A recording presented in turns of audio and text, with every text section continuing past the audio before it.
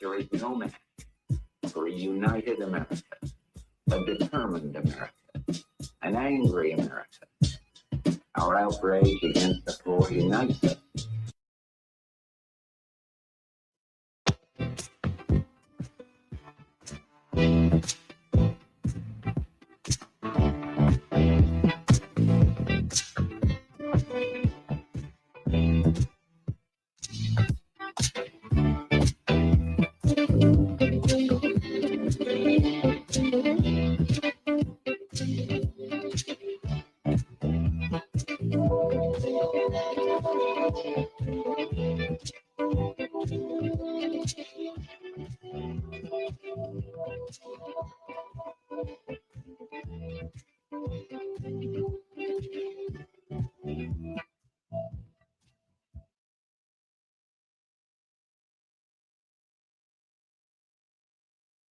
He kicks it towards Kennedy. Kennedy going to have a chance. Catches it at the 15-yard line, far sideline. He's up to the 20. He's got one man to beat. He's gone. He beats him.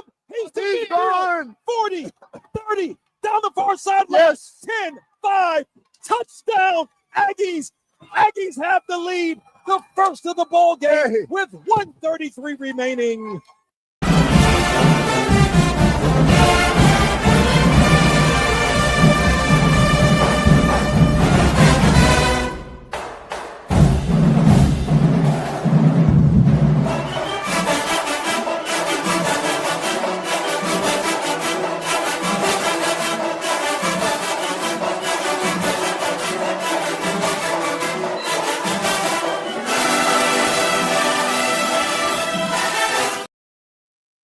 Welcome to the Blue and Gold postgame show here on the A&T Athletics Facebook and YouTube pages, as well as Tobacco Road Sports Radio's Facebook and YouTube pages with Al Swann and Billy Covington. Donal Ware with you here. Boy, coming off the bye week, an exciting victory for North Carolina A&T, 28-24 over Campbell. And I tell you what, Elijah, all you got to know is 88, Elijah Kennedy. We've already got a number of course, comments in the chat. We'll get to those. But the difference in today's ball game was special teams and Elijah Kennedy in Elijah Kennedy, no doubt about it. And, if you are a fan of Campbell, you're wondering, why in the heck would they kick the ball to Elijah Kennedy? I mean, in that particular situation, kickoff, you just scored, kick it to anybody except him. And, of course, they did. And, of course, the rest is history. Once he broke that initial wave of defenders, you know with his speed, nobody's going to catch him. And just two humongous plays by Kennedy. And, of course, the Aggies get their second victory in the CAA. All right, so let's see. We've got what do we have? He said DF003376 says Aggie Pride, we won. Daryl says nice, gentlemen. And it was a really exciting game to call, especially at the end of two kick returns for touchdowns. And then Aaron Harris had a really nice day against some tough receivers. Mark Paler says great comeback win, Aggie Pride. And, of course, the second win for A&T in the CAA era. Let's see. Jonathan Stowe says that today was a prime example of playing three phases of football. Special teams literally won the game. Yeah, he's absolutely correct on that one. And guys, think about this. I think it was less than 100 yards of total offense at halftime, and A&T only finished with 221 yards. 21 yards, yeah. So it was special teams play, and of course with Elijah Kennedy. But one of the things I look at, Don. You look at our wide receiver room.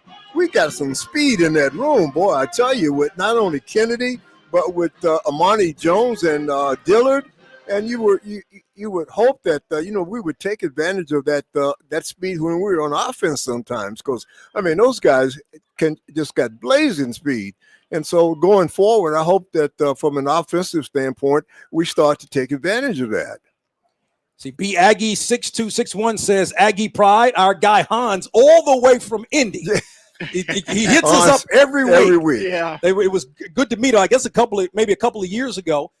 He says, my guys, greetings from Indy. Great special teams play and a gutty last stand got us this big win today. Rejoice tonight and go back to work tomorrow, Aggie Pride. Yes, because, you've still got another tough game, of course, next week right here at Truist Stadium. Randall says, great win, Aggies. Daryl says, great way to stay in the game and fight to the end. Special teams is the real MVP. Trey says, Aggie Pride.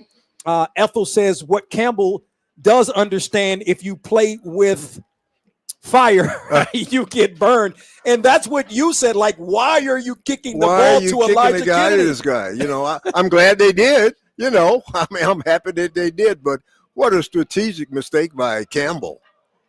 Yep, let's see. John says, yes, a great day. Way to go, Aggies. And them dirty birds in Durham lost. Yeah. I tell you what, you got to give Delaware State a lot of credit in Deshaun Jackson for what he's done there. Especially the way that what we saw from the Eagles. Delaware State has the top rushing offense in the nation at over 300 yards a game. But I was like, you've never seen a front like the Eagles, and yet the Delaware State came away with the victory. Let's see. Music Biz DC says we got to give Coach Gibbs time to build his program. These kids don't give up. Aggie Pride. And that's what you've been saying all season, all year long, that the kids never give up. Never give up, man. They play. They give you everything they got, and of course, it was honored today. And special team play just did it all. Just totally excited about the whole thing. Yep. Let's see. Patricia says Aggie Pride from Newark, New Jersey. All right. Brick City. All right. We hear you, Patricia. We appreciate you chiming in. Music Biz DC says shout out to EK. William Henry says good win. Congratulations. We have to play better on the other side of the 50-yard line. It will come. Ian says a lot of grit today. Let's see. Robert Talon says great win, Aggies. Great win, Dale State. Did Dale State finally win the game? Yeah, they must. Yeah, they beat apparently beat yeah. Central, and so that is a big win because, as you all know now, MEAC play started today. Yeah. So that's a big win and a big dash to North Carolina Central for its hopes, perhaps for MEAC championship. Although still a lot of season left to be played. Janelle says, "Let's go." Robin says, "Aggie Pride, so proud of these guys." And it was a really good win. Of course, Aggie 76 says, great win. Offense didn't look the best today, but we did enough to win. Aggie Pride. And you're right. We were able to score a couple of touchdowns, at least from an offensive perspective, and stay in the football game. Exactly. All right, let's see. Ian says, this is one we can build upon, and it certainly is. Because, look, this is one win. You celebrate this one for now. You go back in the locker room, and it's all good. But, ultimately tomorrow, A&T's going to practice, got to go back to work and try to win another one. Oh, yeah. And I think the 2 weeks off that we had did A&T well. It appears as though they put a lot of effort into special teams. And I think the 2 weeks off really helped us. We got Alderman back. He made some great plays on defense.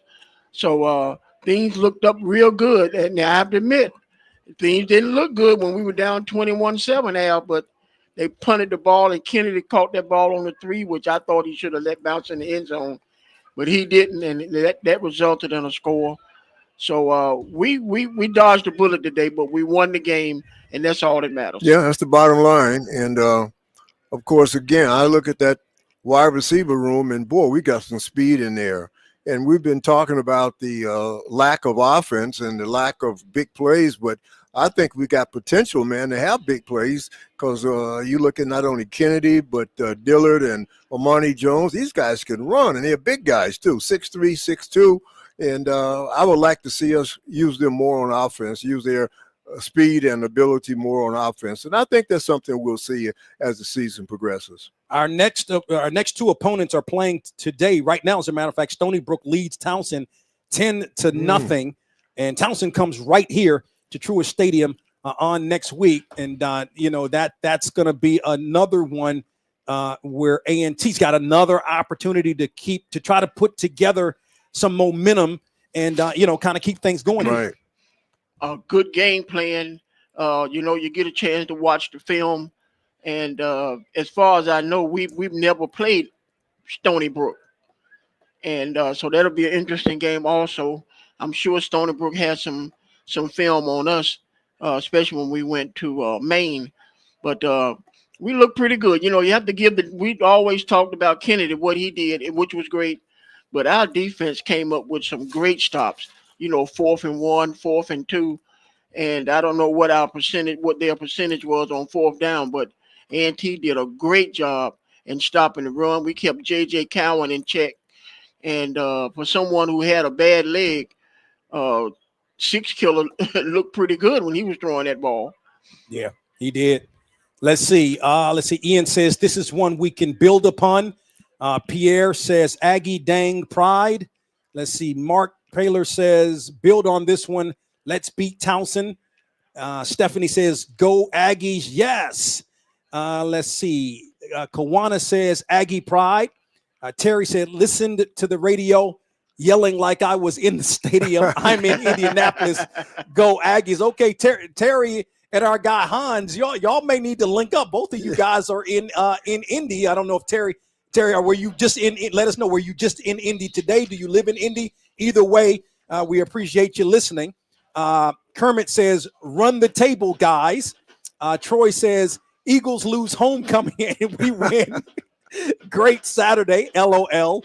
Daryl says, "Shout out to defense for closing it out." And Daryl, You're absolutely right, as was just mentioned. Boy, the defense really shut it down. And Aaron Harris had 7 tackles. He got beat some today, but he made some really big plays, including the last one. Yeah, big plays when he had to. And he and that receiver for Campbell, boy, they battled all day long. Chandler.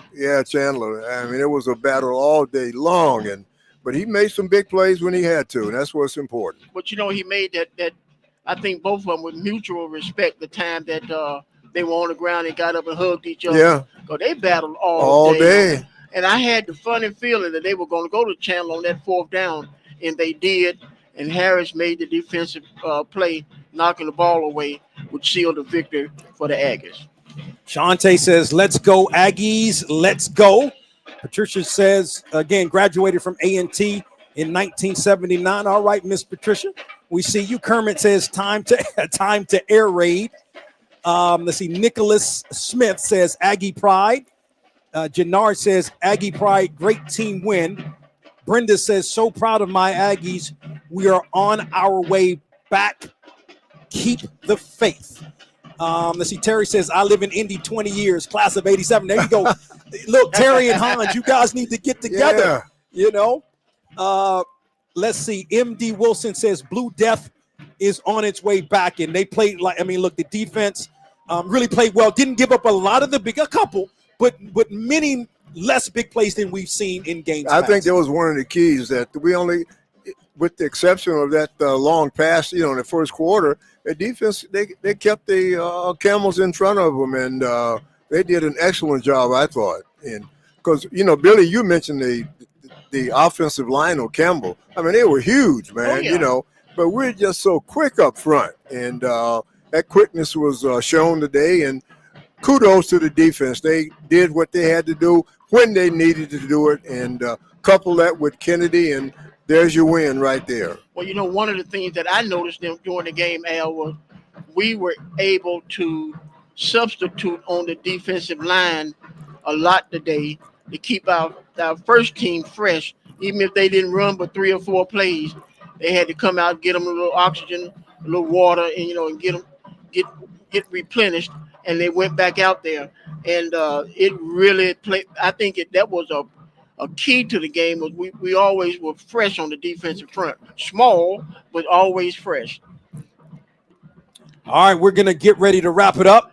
Of course, next week is Townsend. It's a noon kickoff. Yep. Noon kickoff. We're coming on with the pregame show at 11:30. Just remember, it's a noon kickoff if you're coming out to Truist Stadium. Al, any last words? Well, just enjoy the win, and I'm not going to worry about Townsend until maybe Monday or Tuesday, and just take the time to enjoy the second conference win that the Aggies have been able to accomplish. And it was a great day if you're an Aggie fan. And, again, we had Elijah Kennedy, and they didn't. So that's the big one. Billy? I got one thing to say. Next week when they put the player of the week in the CAA, unless somebody had one heck of a day, there's no way in the world that Elijah Kennedy is not the player of the week. Well, yeah, and I can already tell you that the HBCU National Player of the Week by box to row is going to be Elijah Kennedy. I can already tell you that. Okay. I hear you. No doubt about that one. No doubt about that one. I hear you. You know what I mean? So they may got to look through and see. May co-it with somebody, but if it's not him by himself, it at least is going to be him, perhaps someone else. We'll certainly see how that plays out. All right, before we close out, Jannard says, this team has showed so much resilience, and I love them for that. Keep going. Let's go beat Townsend. And Arthur, with the final word, says, we played very well today. And Arthur, we certainly did that. Our next broadcast of Aggie football, as we mentioned, is going to be next Saturday right here from Truist Stadium. It's a noon kickoff against Townsend. We're coming on with the pregame show at 11:30 across the Aggie Sports Radio Network. You can visit ncataggies.com to check the Sirius XM channel, but you always know that you can listen to the game on tobaccoroadsportsradio.com. And if you're in Greensboro and the Triad area, you can listen to the game on the Light 103.5 FM, 1400 AM. Again, want to thank Desmond back at the studios of the Aggie Sports Radio Network for all of his great work. For Al Swann and Billy Covington, Donal Ware saying so long from Truist Stadium here on the campus of North Carolina A&T State University. Your final score, North Carolina A&T 28, Campbell 24. You've been listening to Aggie Football on the Aggie Sports Radio Network.